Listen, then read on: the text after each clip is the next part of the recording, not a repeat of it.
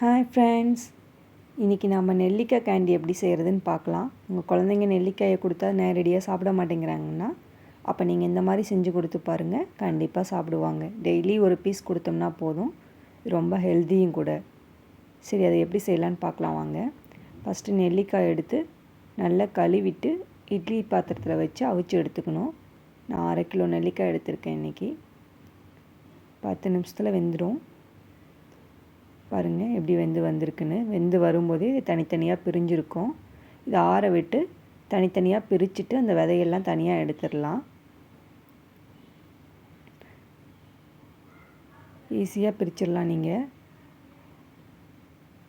பிரிக்கிறது கஷ்டமாலாம் இருக்காது. அதுக்கு அடுத்தது இந்த மிக்ஸி ஜாரில் மாற்றிட்டு கொஞ்சம் இஞ்சி சேர்த்துட்டு அதை நல்லா நைஸாக, எவ்வளோ நைஸாக அரைக்க முடியுமோ அரைச்சி எடுத்துகிட்டு வந்துடலாம். பாருங்கள் எவ்வளோ நைஸாக அரைச்சிருக்கேன்னு. திப்பி இல்லாமல் நைஸாக அரைச்சி எடுத்துக்கோங்க.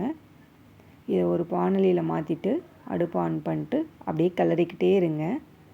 கிளறிக்கிட்டே இருக்கும்போது கலர் சேஞ்ச் ஆகும். கொஞ்சம் கலர் சேஞ்ச் ஆனதுக்கப்புறம் நம்ம இதில் சுகர் ஆட் பண்ணி செய்யலாம். நான் இன்றைக்கி நாட்டு சர்க்கரை தான் ஆட் பண்ணி செய்ய போகிறேன்.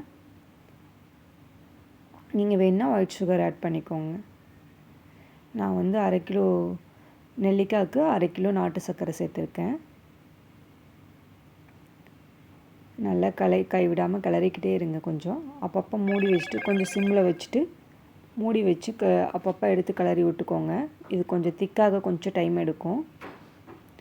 பாருங்கள் ஓரளவுக்கு திக்காகிடுச்சு. இப்போது இது நல்லா திரண்டு அல்வா பதம் வரணும். அப்போ தான் நம்ம ஊற்றும்போது கேண்டி கரெக்டாக வரும். பாருங்கள் எப்படி திரண்டு வந்துருச்சுன்னு.